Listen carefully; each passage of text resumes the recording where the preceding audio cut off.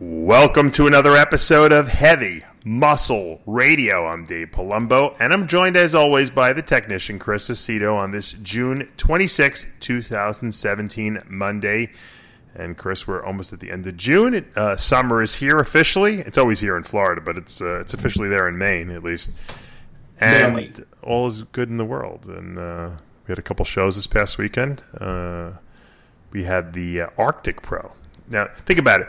Who the hell wants to go to Alaska to compete? But in the summer, it's actually pretty nice there. And That sounds like Maine. Oh, Maine's nice in the summer. Yeah. Like good for 3 days. That's how long the summer lasts. Exactly. But they have a lot of, I think they have a lot of light there in the summer too, because they're so high up towards the Arctic Circle there that it's daylight all the time up there. They had a women's physique event out there, and Ekaterina Grima from Ukraine you like my little Ukrainian accent that I adopted all of a sudden. She won unanimously there. That's her second win of the year. She'll be going to the Olympia. And Ana Freitas from Brazil are one of my favorite bodybuilders there, who switched to women's physique.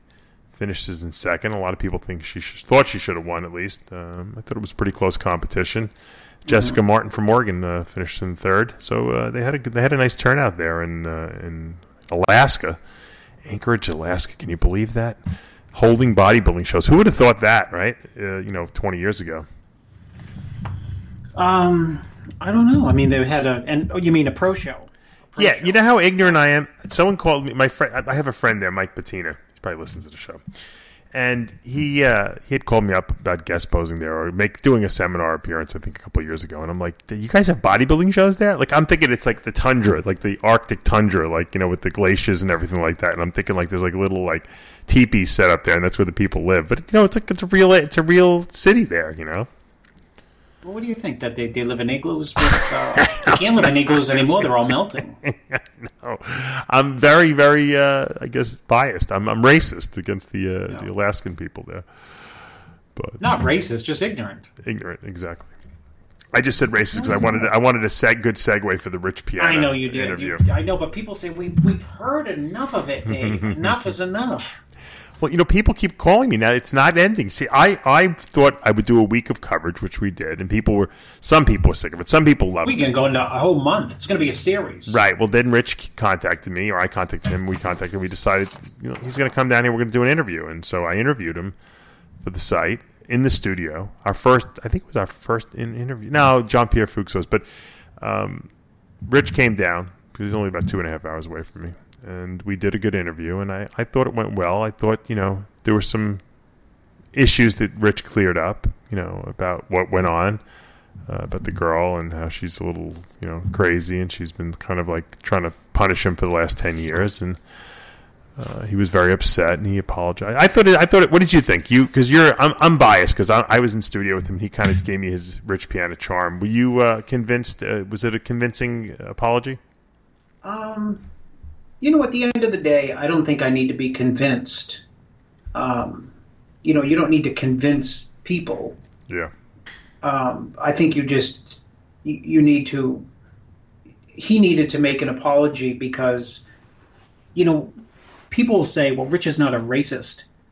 And I actually did call him a racist on the first radio show. Yeah. But you could define that unlike Romano, who says, well, there's a pianist and a liberalist, and the IST word. But, the things that came out of his mouth were racial in nature. Yeah. So at a very minimum, right, they were leaning towards, right, because they were racial slurs, yeah, they were leaning towards being racist. So I think he had to make, for his... Not so much even, for his, quote, career, he had to sit down with you or someone and talk it through, I guess, make an apology. But more so for himself and having to deal with people out there. You don't want to be walking around trade shows with this idea that this guy uses racial language. That's watering down racism, using racial language, right, to offend people. So, I think it was important for him to do. It sounded, listening to it, as much as it sounded very racist in the phone conversations, I will say that, it sounded genuine in the in the response when he sat down to you. If not genuine, it sounded like there's some sense of remorse or, I screwed up. What he did by coming on the show, I think, was better than not coming on the show, because no one can now say, pin on him. These are the things that you said, and you've never said otherwise. Right. That's the danger. That's the corner he was kind of in. Is that this type of language came out of his mouth, and he didn't have a chance, or never said, right. "Oh, guys, listen to my perspective." I mean, he gave his perspective. Well, after that special aired, which a lot of people liked it, I got some people were contacting me about coming on the show and giving another perspective on this thing. So this coming week, a little later in the week, I'm not going to say who it is. Goodness, Dave. We're going to have more people on. Another person on. Who's a big. This is a big one. This is it's not. I would never put the girlfriend on because I don't think she's relevant necessarily to our industry. I think she might be relevant to the argument, but not to the industry. And but I have someone who is kind of relevant, I guess, in a way. Someone to work for him. So we'll see. I'm going to get him on. And actually, we have two separate people, but one person is I didn't think he'd ever come on. So we'll see. I'm not going to reveal it because I don't give away any interviews before I do the interviews because I don't trust anyone else in this, because people try to put the kibosh on it. So I'm not saying a word.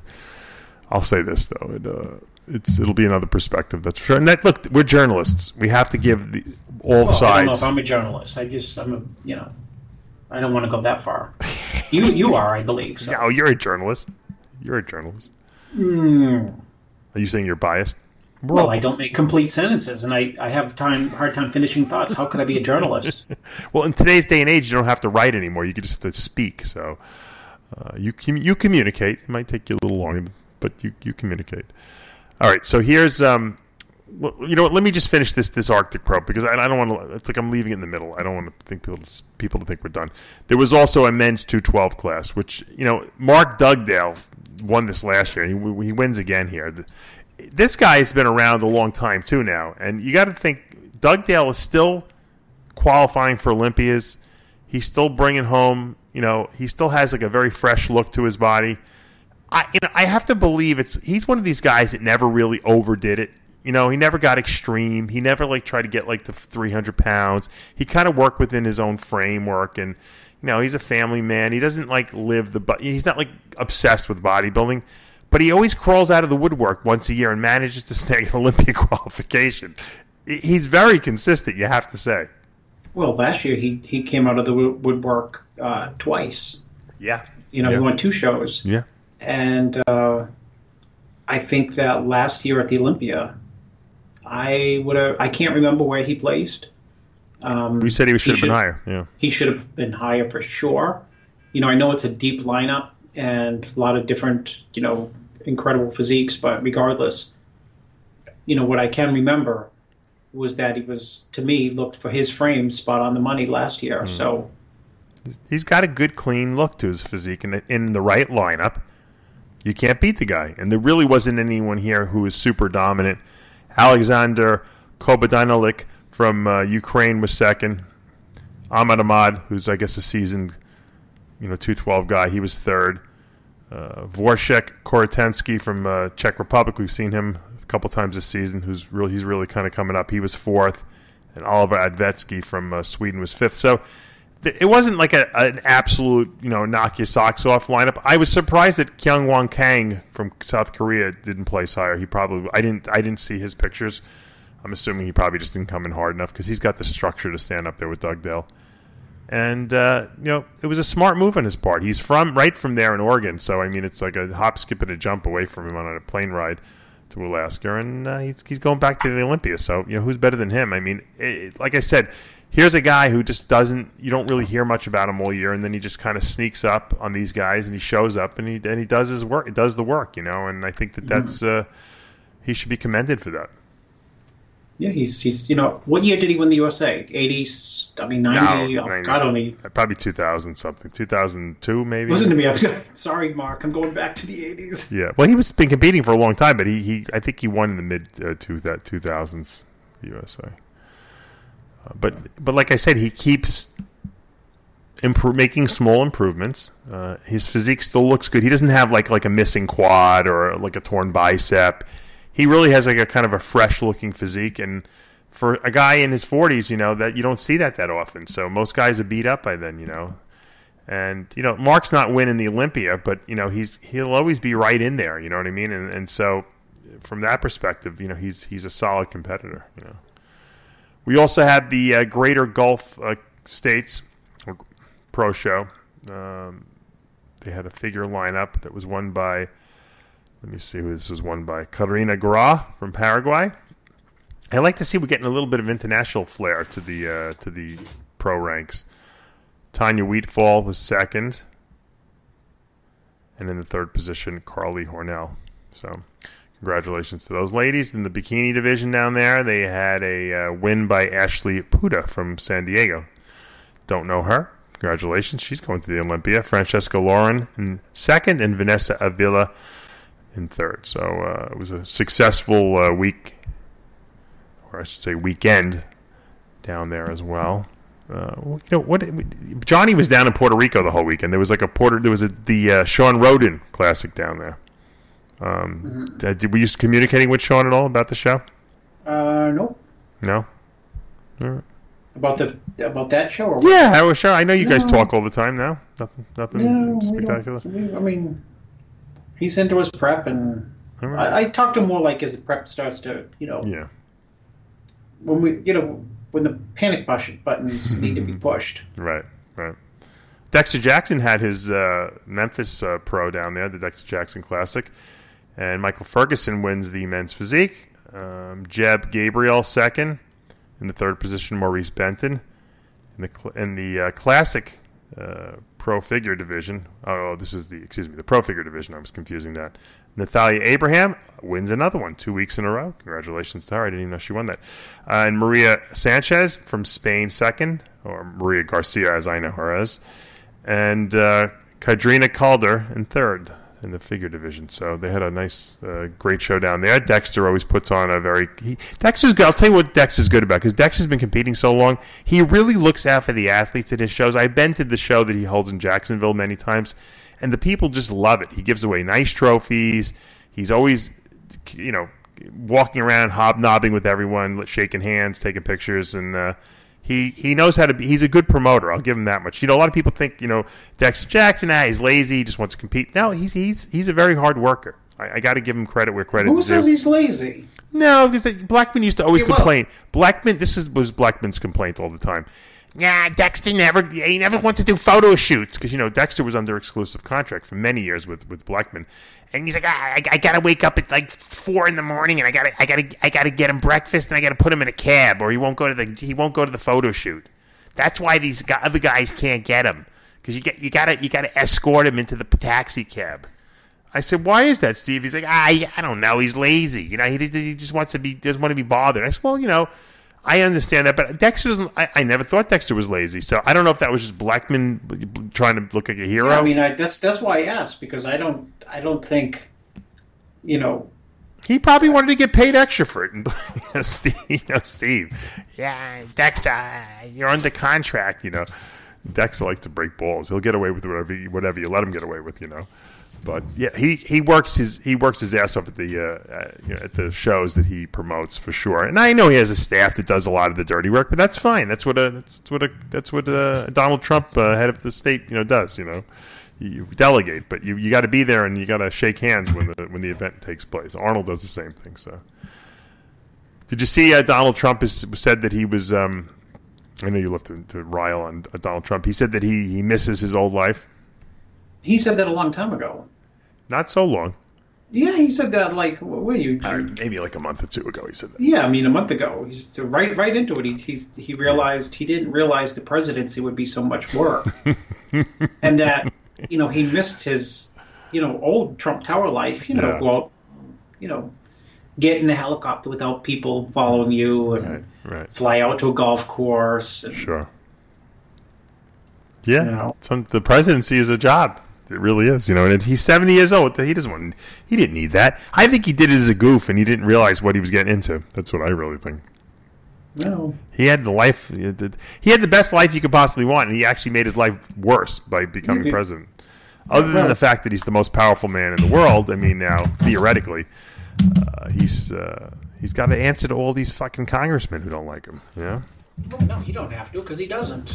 Yeah. I mean, he doesn't, but he has to. He has to deal with these. Always, I'm sure it's like it's like when you and I say, "Oh, look what they said about Rich Piana now," or "What did Rich Piana say?" He's got that by everyone, saying that about him. Oh, Trump said this in his tweets, or Trump's doing this, or we want to impeach him, and who knows? Well, for 70 years old. He's got energy, even though you did read the report I sent you, right, on his idea on energy. No. He thinks you only have so much, so he tries to conserve his energy. I agree with exercise. him. I agree with you. No, he doesn't exercise because he doesn't believe it recharges your battery. He believes it drains your internal battery. He's probably right. We should all listen to him. I don't exercise, so we might be on the same page. Yeah. See, you conserve energy. You could barely get the radio show done today because you have so little energy. Well, you didn't have to put me in a taxi cab, David. No. And escort me over to the microphone. No, I didn't. But if you had gone to the gym this morning, I might have lost you. Forget about it. Yeah. Forget about it. I took the kids to basketball camp, and then they came back, and then while I ran errands, and then I took them to their friend's house, and then they came back, and I'm taking them to track, and then I come back. Done with school. I forgot about that. Yeah. That's another whole thing. Yeah, I haven't got to that point where I'm driving Logan and his soon-to-be sister around to all the events yet. But I'm sure that's going to make my life much more complicated. We're trying to figure out where we're going to sleep at night because Logan sleeps in the crib in our bedroom, and if we have the new baby, that'll keep Logan awake. So, like, where do we put Logan? We could put him upstairs in his bedroom, but he likes to wake up in the middle of the night. He wants someone there. So, does that mean that I should sleep? I don't know. We're so confused about what to do. What did you do when you had your second and third baby? Where'd you put the kids? The smaller ones. We had when we had the like when you had after your first kid, when you had the second kid, what'd you do with the first kid? He put him in his own room. You did all by himself. You slept through, just like I do now. I put him in the room and locked the door, and I said, "When we wake up, I'll unlock it." I'm just kidding. No, I put him in his own room and put the younger one when we had two of the baby in another room with in a crib, and then when the other two got older and we had the younger one, we put the other two in one room and had the baby in the room with the crib. Oh, so you never kept one of the babies in your room then? Huh? We did for a while, but you don't even remember it so long ago. No, we did for a while, and we separated it. I mean, we separated them. At what we separated? Age? We kicked them out of the room. At what age? Maybe it was I think we had the crib in there maybe the first 7 months, and then moved him into his own room. Oh, we're going on 18 months now, and Logan's still in my room. So he gets up in the middle of the night. He wants a bottle. I got news for you. He's not leaving. No. Well, he doesn't know. He's still in a crib. He's got a contract on that real estate now. Yeah. My dad's like, there's no way he's going along with this new baby. He's not going to be buying it. I said, I know. He warned me, actually. He doesn't remember he warned us because his memory is completely shot. But he warned us, like, don't have another kid right after we had Logan. And we're like, well, we're having, my wife's like, we're having another one. He's like, oh, he's not going to go along with them. He's not going to like it, the competition. And my wife's like, oh, it'll be fine. Now my wife's thinking, I think your father's right, She's like, I think he's right. It's very demanding, my son, So we'll see what happens at the end of the year. Maybe he'll grow up a little bit more. I'll probably be sleeping in a room with him. That's what I have a feeling is going to happen.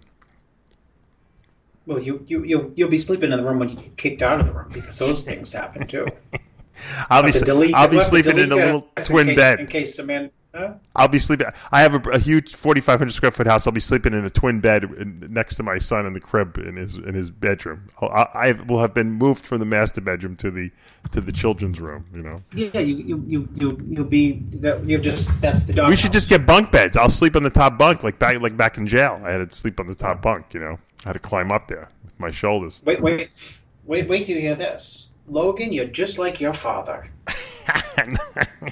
I hear, Dave, you're just like your father. I hear that. Oh, I know that. That's why I'm saying wait till you hear. I'm walking like my father now. I'm making the same like painful grunting noises. I can't wait till I get my shoulders done. So God forbid, maybe I'll be out of pain for fucking 10 minutes. So we'll see what happens.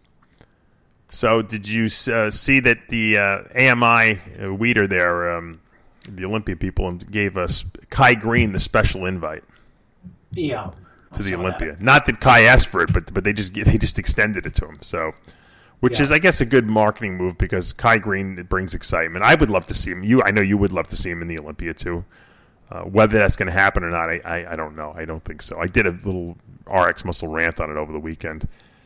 And it ain't gonna happen. Yeah, I don't think it's gonna happen. I don't think it's gonna happen. Who knows? Arnold jumped into that 80 Olympia, right? While he was filming Conan the Barbarian. Yeah, that's a good point. I mean, Generation Iron could make a great movie of, right? Generation Iron 4, whatever it is. Kai Green getting ready for the Olympia. Generation Iron 3. Now, this is what I would do if I was Kai. I'm going to tell you what I would do. If I'm Kai Green, I got the invite right now. I'm assuming it's good through the Olympia. Would you agree? Yeah, up to the last minute. Yeah, so I wouldn't say anything. I would say nothing. I would say I'm thinking about it, and I would wait till. And secretly, I'd be dieting and getting ready for the show.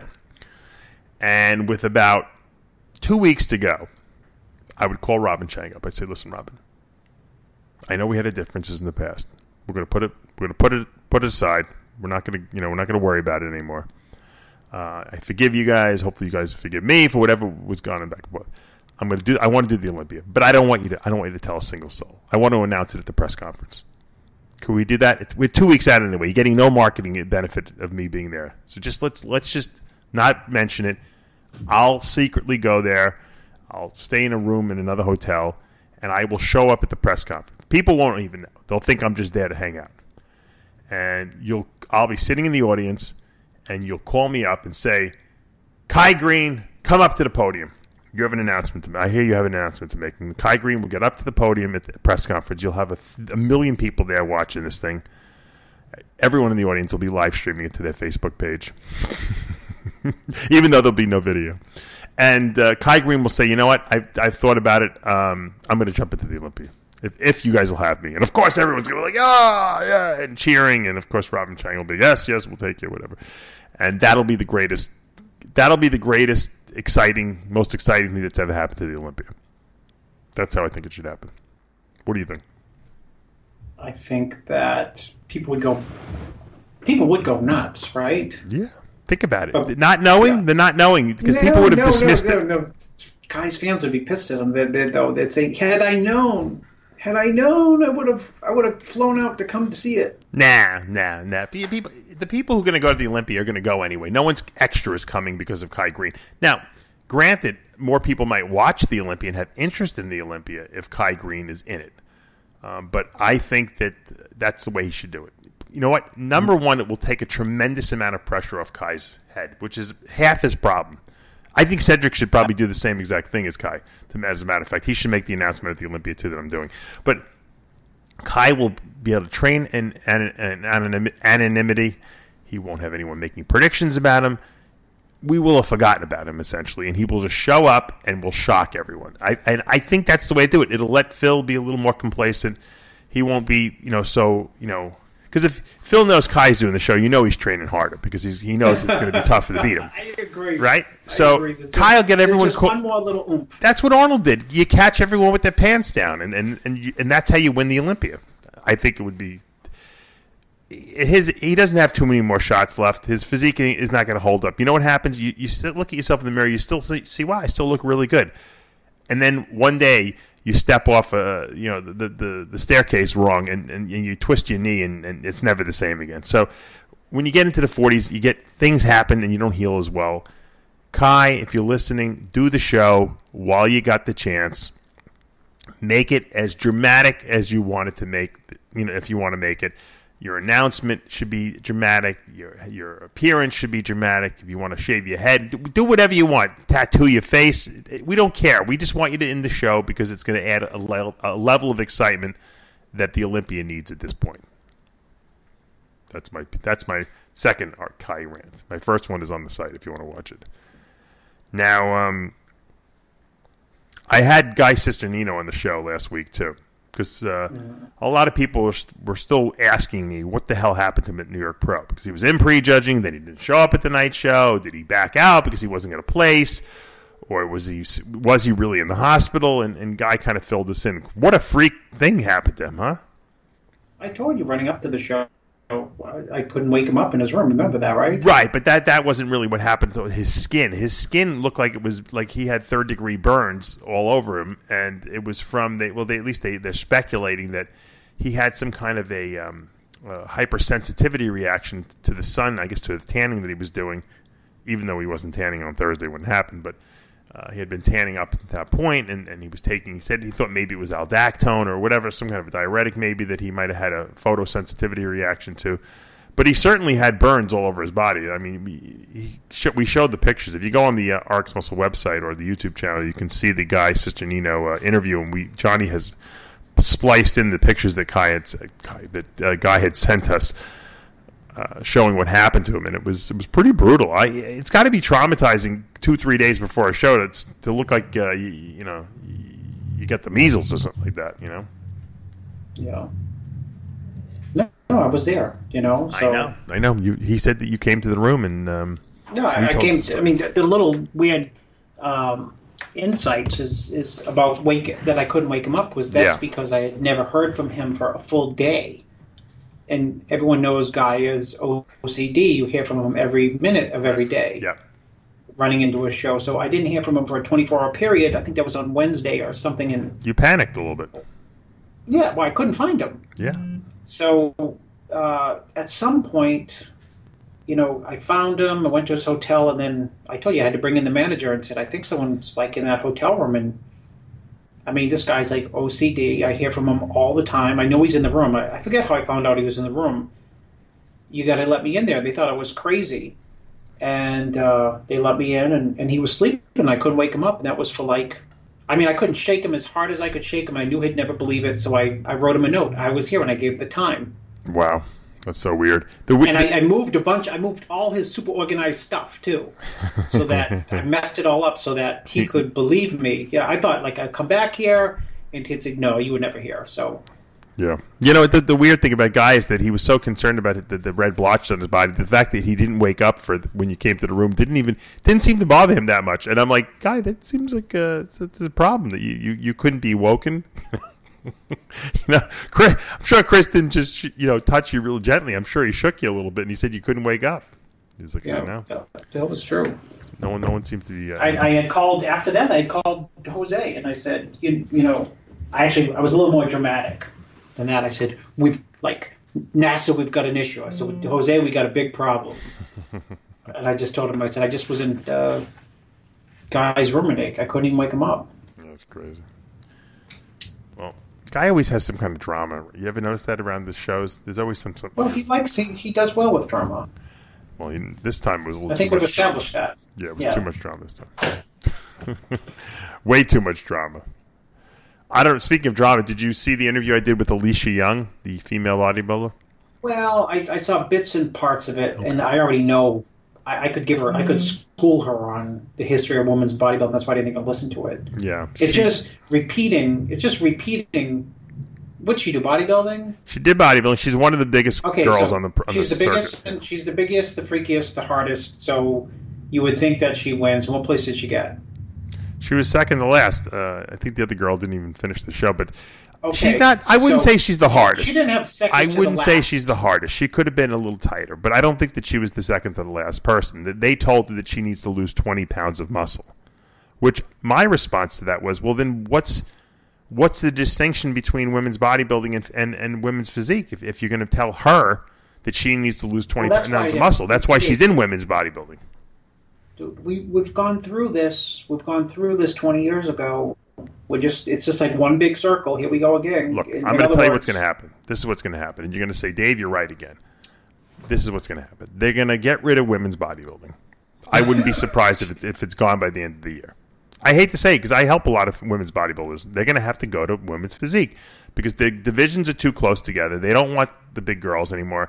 And they're trying to make women's bodybuilding like women's physique. It's not going to work. You got to combine the divisions. And then you call the women's physique Olympia. You call it Miss Olympia again. You give it back its name. You say, this is the Miss Olympia. It's the women's physique division, but it's the Miss Olympia. And that's the title. You're Miss Olympia. If you Giuliano Malaconi's Miss Olympia. And that's what they're going to do. I guarantee it. It has to be done because it's ludicrous at this point. So what do you so they're going to get rid of women's bodybuilding and just like reboot?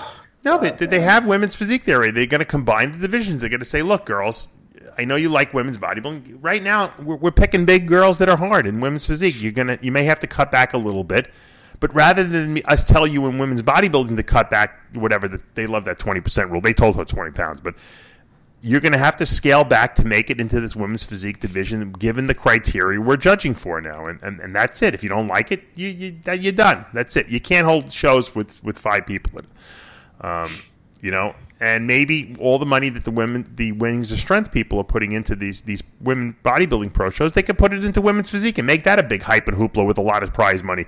I'm sure you'll get way more women in the show if you're giving away $100,000 first prize to the Miss Olympia competition. Let them put their money into that. And this way, once again, you got the title back, you got the prestige and the money. Because I got news for you. The figure, the bikini division, the fitness division, they're not getting paid that much. But if these great sponsors for the women's bodybuilding puts their money into these shows and bumps the prize money up high, you're going to see way more women doing women's physique every year than any other division. It's going to really reinvigorate that division. Don't you believe that? I think money is a huge motivator for people. Well, I do, but at the end of the day, in any time you take women's physique or women's bodybuilding and you put a woman in a bikini and you cap off the delts and the triceps and the girl gets her hamstrings tight, they're just going to push the envelope no matter what. So you're going to get this, major morphous of where women's physique has already gone or went from bikini girls, I'm exaggerating, with shoulders and lower body fat to striated glutes and hamstrings to crazy delts and tries and traps. Let me ask you this: do you like the way women's physique is now? Do you think it's in a good place? Who are the top 3 in the world? You tell me.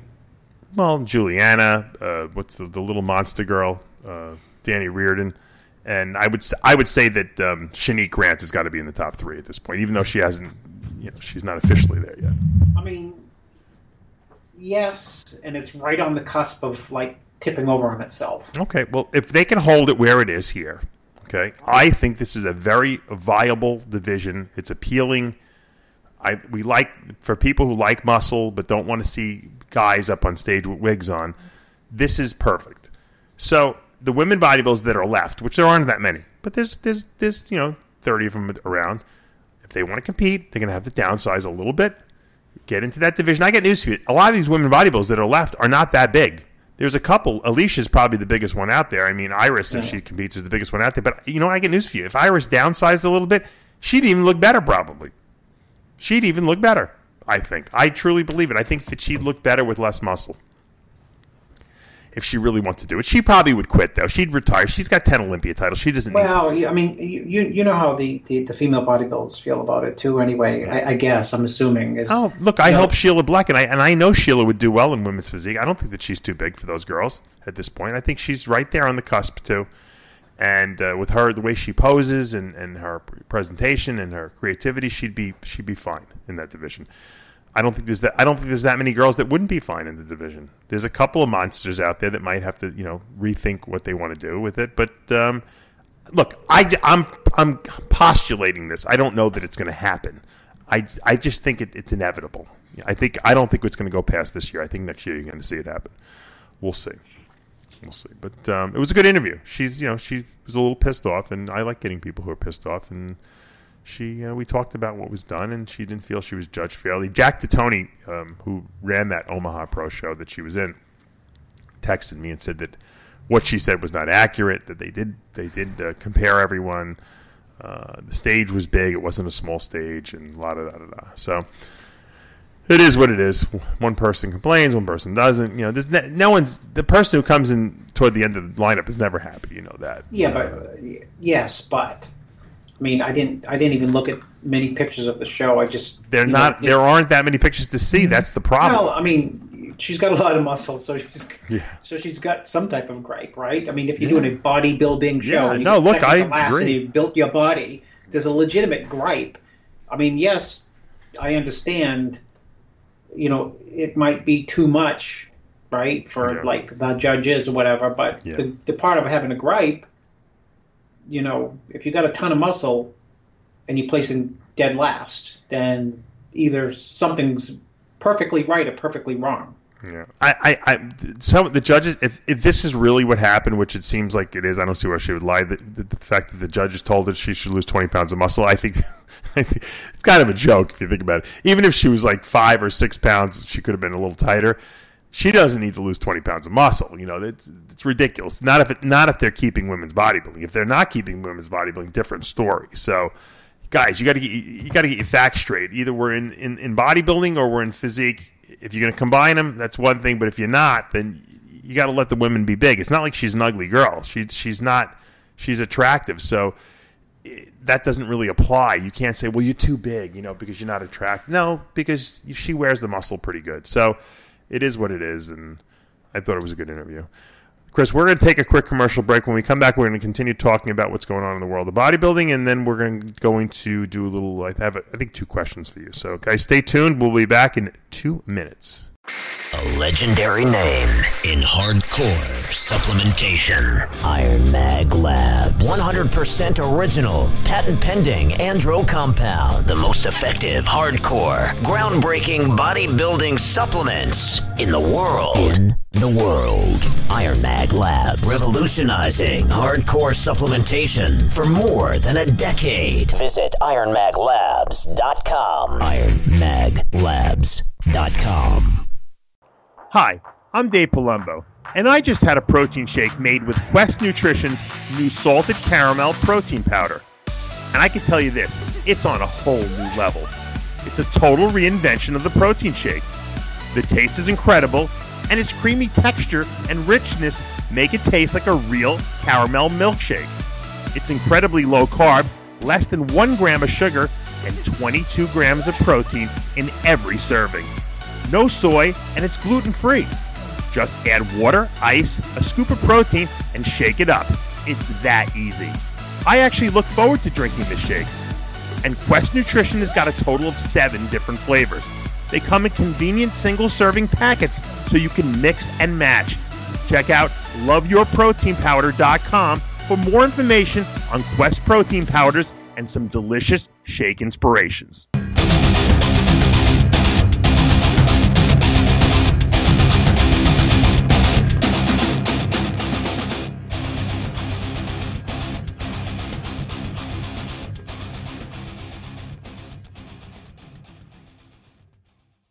Welcome back to Heavy Muscle Radio. I'm Dave Palumbo, talking with the technician, Chris Aceto.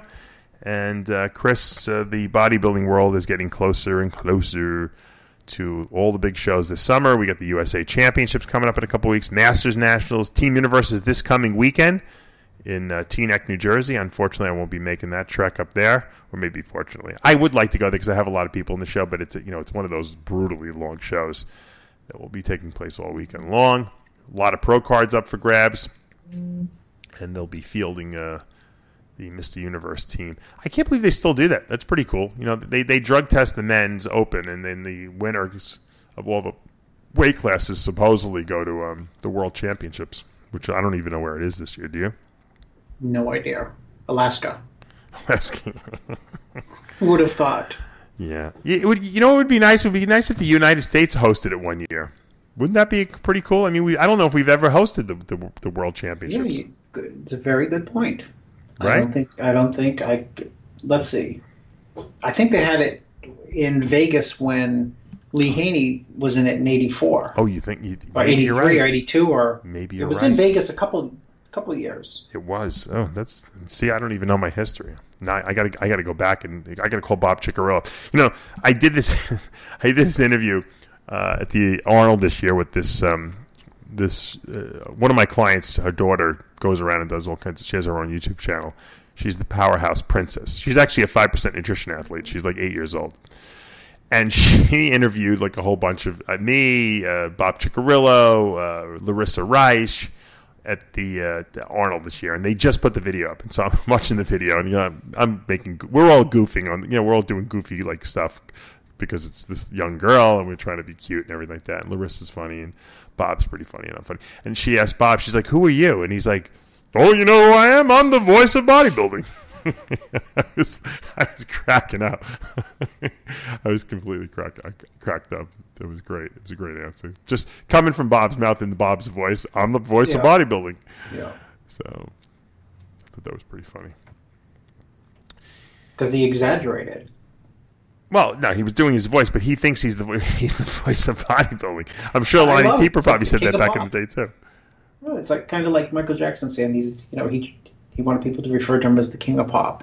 Or Howard Stern is the king of all media, But Bob has declared himself as the voice of bodybuilding, even though he doesn't have a radio show anymore. But he's the voice. Well, he's got the Olympia. He does the he's the intros. Look, let's give credit where credit's due. Bob is probably the best MC in the business right now, and I'm not saying that. There's no. I'm not getting paid to say that. I think Bob, his skill level has gotten to the point. He's a little corny up there, but that's all right. He is probably the most well known and the better, one of the better MCs up there of the day. That used to be Lonnie Tieper, but Lonnie doesn't do as many shows anymore. He's getting a little older, and it's nothing against Lonnie because Lonnie has his own style. But I think Bob has taken it into the new era, and he certainly has raised his game up to the point where I feel comfortable saying that he's the best MC in the business right now. That's not to say that there aren't other good MCs. I see guys on a local level that are really good. They just do their local show because they live there. You know what I mean? King Kong Farrison up in Seattle there. He does all those shows up there. I just saw it this past weekend. I don't know if you checked out the video yet. We put it up on RxMuscle. It's Dallas McCarver guest posing at the Brew City in Wisconsin. And David Bay was the MC, and he was pretty good. I was listening to because I was watching the guest posing footage I was putting up that we had from there, and David was doing the announcing, and he's really comfortable behind the microphone. I was pretty surprised. Did a great job. I know he's been getting a couple. Bob throws him as like leftovers. Like if Bob has a conflicting weekend, he might call David up and say, "Hey, David, you take this one." David Bay's only the voice of bodybuilding in Bob's absence. In Wisconsin. Yeah, in absentia. Yeah, in absentia. So, but Dallas was like 300. At least they said he was 330 pounds. The problem I had when I was over 300 was finding a scale that I could weigh in on because the regular bathroom scales don't work over 300. So yeah, you have to go to like a factory. You got to get on like a one of those a male scale. Male scales, yeah. Those industrial scales where it goes up to like 10,000 pounds. We used to try to weigh Logan on the scale. We had it in the warehouse, and you'd have to get on first and weigh yourself, and then hold Logan. And then subtract him off. Yeah, subtract your weight off. Exactly, because he wouldn't register on there; it was too light. Put him in like a postal scale or something like that. So yeah, so this Dallas is 330 pounds, and I got to say he does not look fat at 330 pounds. He wears it pretty well. It's a pretty good 330 pounds. Now, Johnny Styles sent me a text and said that they're no longer calling him Big Country. They're calling him White Ramy. That's his new nickname. Did you hear that? White Ramy? No, I didn't hear that. Is that racist, by the way? Not at all. No, it's not. Okay. What if we called him Black Ramy? Would that be racist? Well, he's not black. No, but I'm saying, what if we had if there was a black bodybuilder who was huge and we called him Black Ramy? Would that be considered racist? No. Okay. Because Robbie Robinson was always known as what, the Black Prince? Prince. But why wouldn't they just call him the Prince? Why was it the Black Prince? Well, skin color is, you can identify people with skin color. I'm just saying, it sounds racist what to you me. What you don't do is take a characteristic and usually an ignorant or one that's meant to demean and attach it to that skin color. Right. They didn't use the N-word, Prince. Yeah.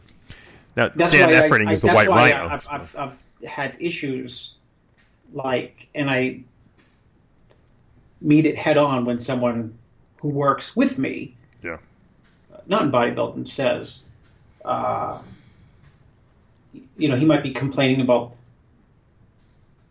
the dumb guy or this dumb guy, but when he attaches dumb black guy to it, it starts to move. Because he doesn't say the dumb white plumber. Yeah. Well, you might say the dumb redneck plumber, but I guess that could be considered a put down as well. So anyway, so they're calling him the white Ramy, which is ironic because Ramy is white, as far as I'm concerned. But so Dallas is the white Ramy. Do you think that this weight that Dallas is putting on is good weight for him? Or do you think it will ultimately maybe screw up his physique? Is it too much? That's the question I'm asking you. He's got a big frame, so he seems like he can hold. He has a big frame. It all boils down to the front double bicep and front lat spread and standing relaxed. You can put on all the weight you want, and that should be beneficial, so long as when it comes off, it doesn't have a negative effect on your midsection and the front lat spread, standing relaxed, or front double. Yeah. If it does, then you go like, oh, adding all that weight didn't help that much. Right. So it's almost like you won't know till you take it off. I'll tell you who Dallas reminds me of now. He's young, so he reminds me of a young version of this bodybuilder. He reminds me of a young Greg Kovacs. Now he might have better. Well, that doesn't bode well. Well, Greg was. If you look at old pictures of Greg when he was first coming up, and he was 300 pounds. He was 330, 40 in the offseason. Because you got to remember, Kovacs went up to 400 or something. He went over to 400 when he was in the end of his career, but in the beginning of his career, he was in the he was like the 340s, 330s in the offseason. He would compete around 300. He looked really good. He had a really nice physique on him, and then I think he got too big. Then he got when he went to 400, it was impressive, like to see him sitting at a booth at 400.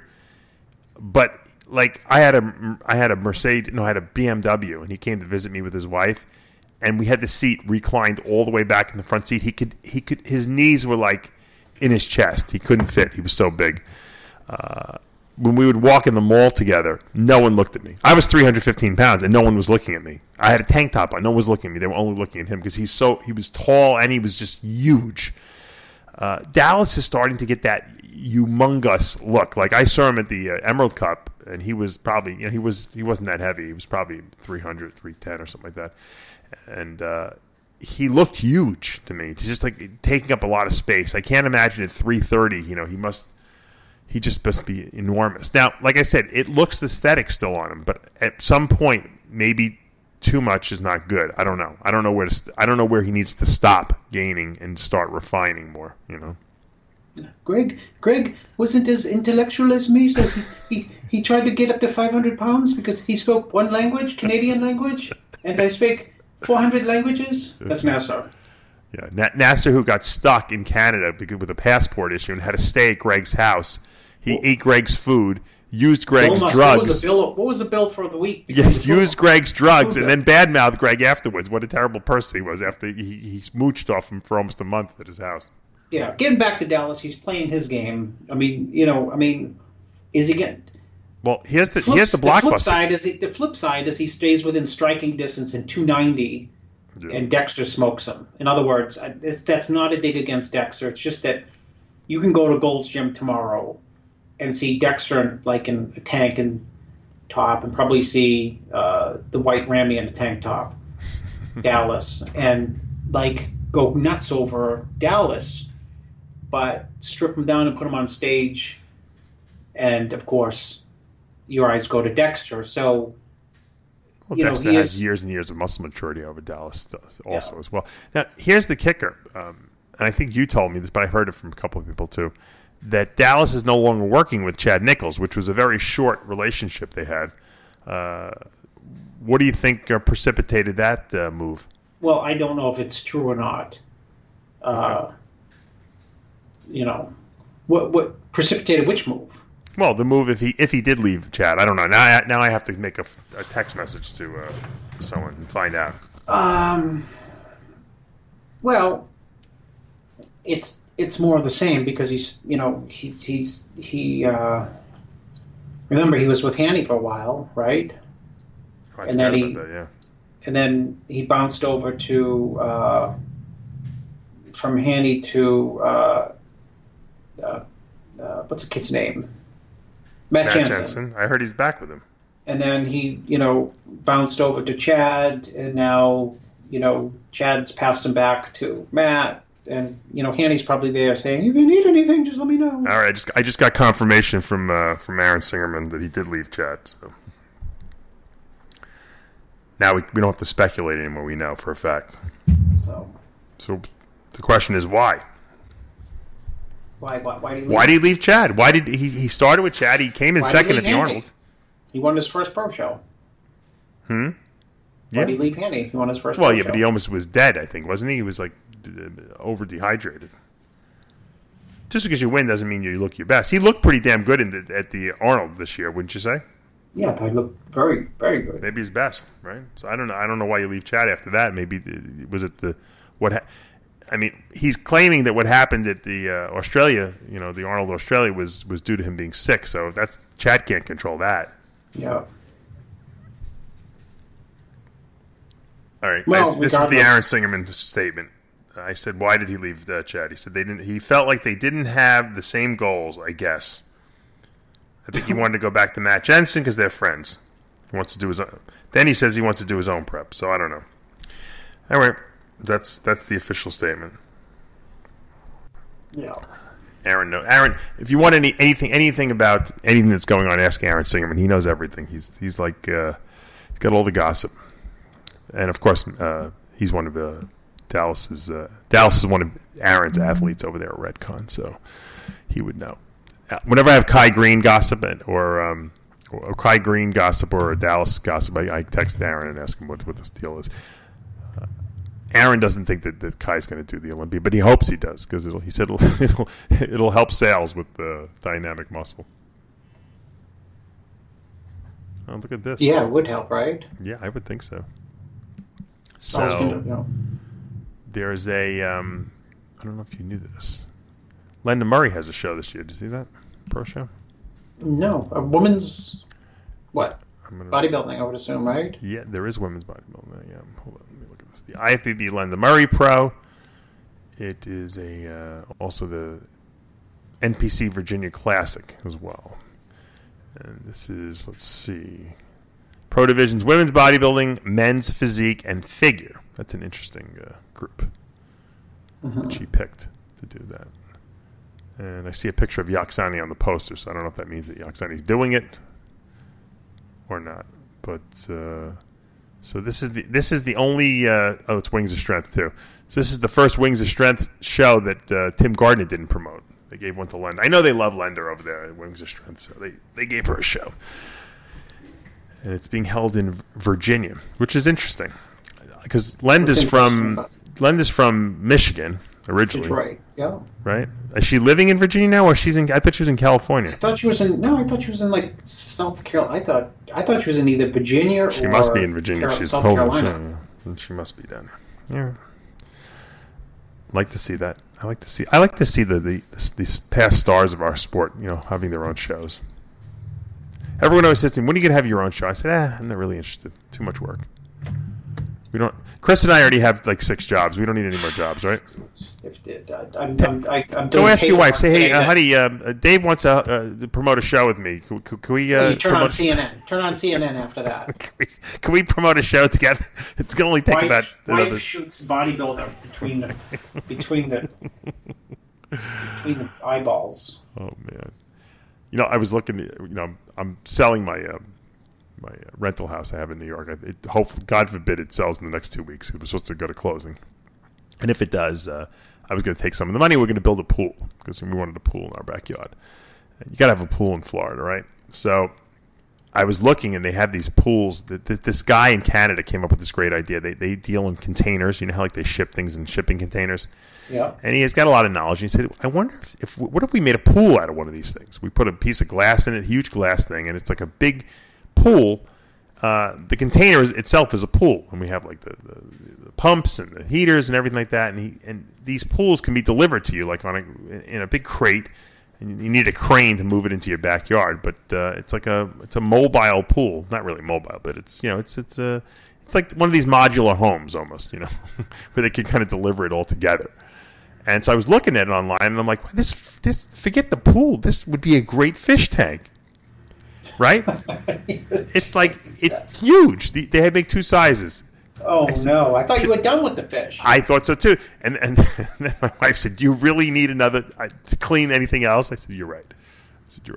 I thought it was a good idea. What were you telling me you're getting into next? I forgot because I told my son who saw all your snakes, or my kids. What am I getting at? I'm getting into something else? I didn't think so. I think it was you had told snakes. me, and I'm like, oh, no, what another obsession.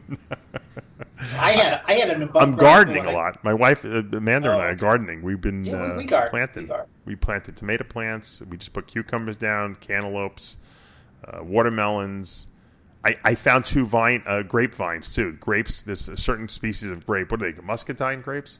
Black grapes. Excuse me. Black grapes that grow here in Florida. So I'm putting them on one side of my warehouse. I'm buying. I bought a trestle on Amazon and everything. Trellis. Sorry, I always say trestle. I don't know why. It's a trellis. They grow up the trellis. Yes. And I'm going to start I'm convinced that it might take me 5 years or so, but I want to make my own wine at some point, even if I only make one bottle, just to say I grew my own wines and I grew my own grapes and made my own. Amanda, there you go. Watch, you'll be selling it next. Chris said Dave's going to be selling Dave it. Palumbo app. Dave Palumbo app. Yeah, can you imagine if I had that on my DavePalumbo.com website? Palumbo Vineyards. The 2018 version is one of the better ones that we've had. We had 2019 was a terrible growing year, but 2018 is a good. Maybe Blackman. I could sell Blackman my wine. Can you imagine that? Yeah, well, he may or may not buy it. Who knows? I have a feeling the grapes that grow in Florida are not as good as the grapes that they grow like up in the mountains, like these in like South America. When my grandparents came from Italy, they had grapes in their backyard, and they made wine. And there's probably a YouTube video out there telling you how to do it too. I don't even need to. I'm sure there is. Yeah. Right. So that's one of my new things. We planted a couple of. I got a coconut palm tree also. Did you know I didn't know this, but coconut palm trees actually grow out of coconuts because coconuts are like the seed, and you could actually see where you plant it in the ground. There's actually still a coconut there that they grew out of. It was pretty wacky.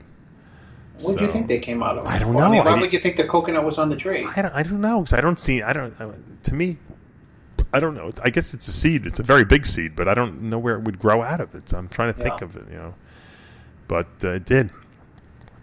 It did. Amanda's mom planted like a pineapple. You know how when you have you get a pineapple, and if you cut the top off of it, you can put it in water and root it. Yes. You put it in the ground.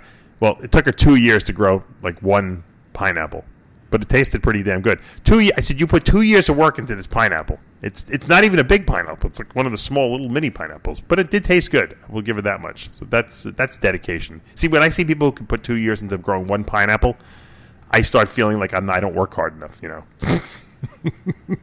I'm not diligent enough. No, you're definitely working hard enough. I'm not diligent enough. That I can tell you.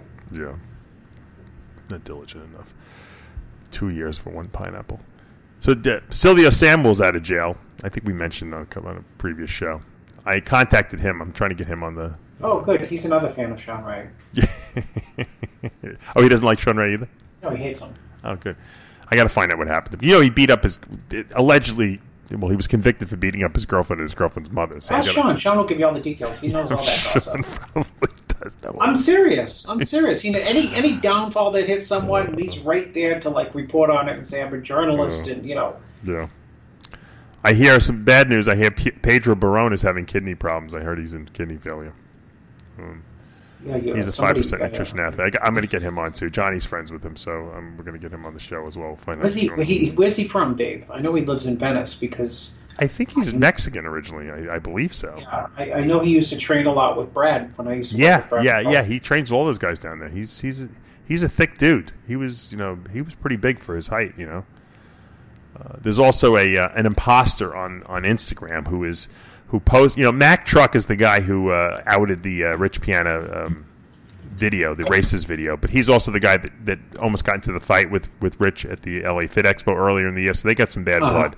Mac used to work for Rich, and someone posted on Mac Truck's Instagram page as me, which everyone would know it's not as me. As you, Dave Palumbo? Yeah, because if anyone knows me, I don't use my name Dave Palumbo on Instagram. I use Huge 285. I use that pretty much for everything. So they posted as Dave Palumbo saying that Rich wants to pay you, Mac, $5,000. They're saying this as me, so you can take down all his if you take down all his videos, and that was pretty funny.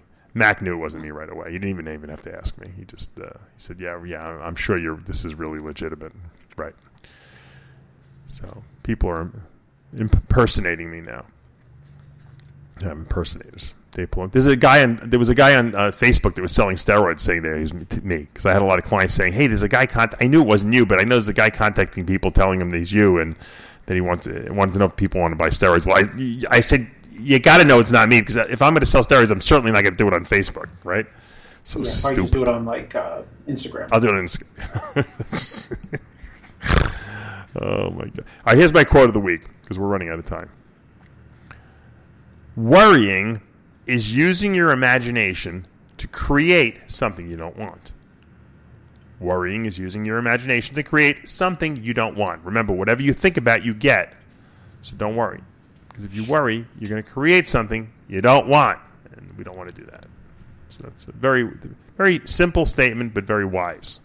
We get what we think about, whether we want it or not. So don't think about things that you don't want. I used the word capiche the other day, and one of my Italian people who work with me sent me an email saying it's gabiche, and he was right. I forgot. My father. Oh, was it gabiche? Gabiche. It's pronounced gabiche. Gabiche. I wouldn't know what gabiche means. I would think you got it. I understand capiche. Yeah. I probably watched too many movies. Well, actually, I don't watch many movies, so I don't know why I know capiche but not gabiche. Yeah. No, it's you get it. That's what it's really what it means. Yeah. But it's gabiche, just like it's not mozzarella. It's not mozzarella. Or mozzarella or whatever these people say. It's mozzarella or mutz. And what's the other one that people always screw up? I forget. It's another cheese or something like that. Isn't it funny how people get so defensive of their heritage, and how to pronounce things? Because they're proud of it. I get news for you. Half the IFBB judges can't even pronounce the competitors' names when they call them out on stage. That's more insulting than anything. When I used to go around with Mr. G, I don't know if you remember this. The Smalley brothers, Mr. G is no longer really hanging around. A lot of people don't know who he is, but he did a lot of content with us back when I was at Muscle Development. His brother, Bobby Smalls, does all the clothing for Steve Weinberger's gym. He does all my clothing. He's been making T-shirts and stuff like that for years. Mr. G, every time he would see Bob Ciccarillo at the shows, he would call him Ciccarini. And I kept telling him it's not Ciccarini, it's Ciccarillo. And he's like, no, he doesn't care. I said, he cares. I said, that's his name. He doesn't want to be called Ciccarini, I said. And he didn't believe me. People don't like when you mispronounce their names. That's why when I mispronounce people's names when I'm like reading contest reports, stuff like that, or interviewing them, I always ask them how they pronounce their name, because I know that they're going to say they don't care, but everyone wants their name pronounced properly. Let's face it. But you have an easy name. No, I pronounce it wrong. It's Aceto. I have Italian. Oh, it is? It's Aceto? Yes, I didn't know that. Wow. Yes, it's like Gabon and Capiche. I mean, Gabon, Gabiche and Capiche. It's Aceto and Aceto. A lot of Italian people say, your name's not Aceto. I said, yeah, I know. It's Aceto. I didn't know that. Yeah. Wow. So now I'm going to say I'm here with my host, Chris Aceto. And no one will know what I'm talking about. The white host. The white host with the most... that Aceto, that white bastard. Yeah. All right, let me see. I'm going to give you one question. I got a question for you. Hold on. Let's see. Multiple choice or no? It's your buddy with the earphones. Oh, the guy who wants me to live to 100 years old. Yeah. I still haven't sent you the book. It's sitting right in front of me. How not to die. I got books lined up, Dave, that on my desk that I haven't cracked open. I can't read. I have no time for anything. I bought a book. I got frustrated today, as you can tell. I have so much paperwork I'm trying to do and accounting stuff, and I got books that are on my floor that I have not even opened. I haven't had time to read them back. I just bought some books a book on Amazon. It's sitting on the counter. I haven't even cracked it open. It's supposed to be, one of these. Because people do this. Spiritual books. This is a problem for me. Is people say, "Oh, you got to read this book." I said, "What is it?" And they'll tell me, and I'll say, "I'll immediately order it." Me too. Because I do the same thing. Go right to Amazon. At least if I order it, it'll be in my hands, and then I'll have the time to open it. Yeah. Versus I'll be forced to open it because I'll feel like, well, I spent the money, and someone, Dave recommended it. So, based on his recommendation and the fact that I already spent the money, I really am going to read it. And I just put it off, and it's right down the floor. I'm the same way. I used to read before bed, but now I don't have time to anymore. Yeah, you told me that's the way to relax. I said it is, but not when your son sleeps in the room with you and you can't turn the light on. So what's he, like 14 years old now, and your son's still sleeping? He's 14. He's still sleeping in the room. Yeah. All right, here it is. Do Chris or you, Dave, think it would be beneficial for the military ground forces to be put on steroids? If so, which ones do you think will be more beneficial? Didn't Hitler think that? I think Hitler had him on steroids, right? Yeah, he did. I asked this because military that's where the whole East German, it was like a collaboration between the military and the athletes. Yeah. If so, which ones would you put them on and which are most beneficial in dosages? I ask because military pilots are given speed to stay alert during flight, so why not juice up the ground forces? And also, how far have you read How Not to Die by Michael Gray? He's asking about the book now that I didn't even give you yet. So ship it to me so I can put it next to the other books I just told you about that are right on my floor. What dosage? You text me today and I'm having a breakdown, you can say, why? I said, because of the paper. It's one thing that I'm so busy, but it's the other that I'm busy and I can't get at these books. Right. I'll tell you what steroids you should. I'm going to answer the question for Chris. The steroids you should put the military on are halotestin, first of all, because we can't be taking shots in the field, but we can be popping pills, and they make you freaking angry as all hell. So just halotest them up, and that'll be fine. All right, Chris, what's your best mafia movie? Goodfellas, Casino, Godfather 1 and 2, Donnie Brasco, or Analyze This? Which do you like? Godfather 1 and 2, which I saw eons ago, and I you know how The Godfather is, right? Yeah. It's always on every few months somewhere, some channel. Yep. I just saw it the other day, and it was like, you know what the problem was? I wanted to watch it, like read one of these books. Mm-hmm. And no time, 3 hours. I have work, track, basketball camp, camping, friends, all these things that my kids take my time. Yeah. And I wanted to watch it, and I couldn't. Yep, I understand. I'm with you. I like Goodfellas a lot, but I think The Godfather is the best pure movie. Well, best pure mafia movie. The level, just the acting and the scenery, right? Yeah. Chris, what are your thoughts on boxing for cardio? I think any type of cardio is better than no cardio. And I think that boxing probably gets your heart rate up. Is it too much? Too high intensity? No, I don't think it's too high intensity. Yeah. For cardiovascular fitness or for burning body fat? I would guess they're just talking about for burning body fat. Well, I'm contradicting. People always, that's the problem. They say Chris contradicts himself. And I do, because it's, it depends on, sometimes I think high intensity cardio is good. Sometimes I think low intensity cardio is good for burning body fat. Yeah. I mean, you could kind of sort of argue them both to some degree. I'll only go to high intensity if the person's not responding to low intensity. That I have done it before. I don't like to, but I will do it if they're not losing weight. All right. Question 4 here from Derek. Have you seen two bodybuilders go at it in a fight? I have seen really big muscular guys fight, but they get so tired so fast that it really looks pathetic because they basically become incapacitated with fatigue. Especially if they have to tie their own shoes and they're 340 pounds before they start. Yeah. I think that they should make the guys over 300 pounds fight each other. It would be way more entertaining than watching them pose on stage. Ramy at 380 and the white Ramy at 340 in a shoe tying contest. That's right. Because who was it? Nasser couldn't put on his own shoes. Didn't he say that? Or Kovacs? Or Nasser said about Kovacs that he couldn't put his shoes on. That was the of course, Nasser. Well, they didn't have Crocs. Nasser couldn't even breathe. Yes, Greg Kovacs cannot tie his own shoes. His wife. his wife, she must tie his shoes, and she goes to the bathroom with him because she will wipe his ass. You know. And, I, on the other hand, can tie my shoes in 4 languages, on 4 continents, and left-handed and right-handed. I can put my left shoe on my right foot, my right foot on my left foot. I actually wear Velcro shoes, so I don't have to worry about this. All right, Chris, do you listen to any podcasts? I almost never listen to music anymore, but only podcasts. If you don't... No. People ask me what's going on in bodybuilding. Dave, all the time I say, I don't know what's going on. He wants to make a suggestion to you. He says, if you don't, I suggest the Monday morning podcast with Bill Burr, the Adam and Dr. Drew show, and your Mom's House podcast with Christina P. and Tom Segura. Derek, who the fuck has... He thinks like we have hours of free time every day to go over, listen to this stuff. You know, the beauty is that he has forwarded me the book How to Live 100 Years because he knows if I die at 70, I'll never get to these books on my floor anyway. Look, I wish I had time to listen to all these podcasts. I listen to my little reptile show on the way to the gym. It takes 10 minutes to get there, 10 minutes to get back. I get 20 minutes of podcast in a day. And if I have to go to the bank, I get an extra 15 to 20 minutes. And we don't have time for this, Derek. I know you must sit home and do nothing all day. But we're busy. We're busy. We don't have time to. People sent me this. They sent me something on. There's a show on Netflix called. Do you remember what it was called, Amanda? Something about your health.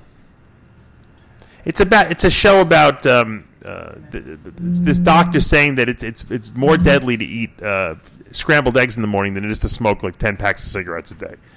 The guy is like a total. In favor of carbs, against protein and fat, basically, and people like having a nervous breakdown. So what is he for? He's for what?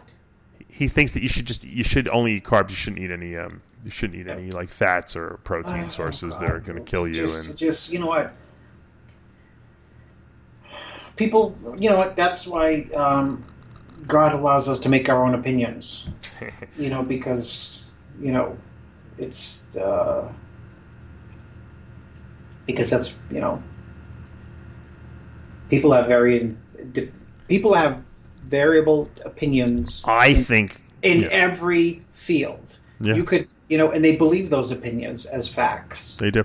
I think that people make up these contradictory opinions on purpose, just so that they're so. Publicity? Yeah, they're so diametrical opposed to what everyone else is saying that how could you not give them a voice here? You know. It's good for business. It's good marketing. You know that's why that's why Netflix will agree to something like this. They're like, this guy's a fucking whack job. We got to get him. We got to make him a special. We got to do a documentary on this idiot. Yeah. I'm going to watch it. Now I'm going to watch it in all my unfree time. I'm going to watch it so that I'm going to write down notes too while I'm doing it, just to blast this guy. Maybe I'll even try to get the guy on our podcast. I almost called it a podcast. We'll get him on the radio show. You and I can interview him. Ask him where the fuck he got his information from. Great lunatic. All these crazy lunatics, Chris. All right, that's enough. You know what? Next weekend is the NPC Team Universe up in New Jersey there. Steve Weinberger has been running that show for many years now, and it's a super, super exciting show. If you're in the area, stop by, watch it. It's a great venue. It's free parking there. There's restaurants all around there. It's a fun weekend. If you want to go watch a show and see how it's run, like a national level show, go see that show. It's long, but you know what? They got great competition there. All the classes are in the show, and you'll get an idea of how things are run in the NPC. And I have a lot of athletes in the show, so I want to wish everyone the best of luck. For now, though, we're out of time. Until next week, remember, with Heavy Muscle Radio, the truth hurts. Good night. Mr. How do I pronounce your name? Aceto? The White Aceto. Aceto. Mr. Aceto.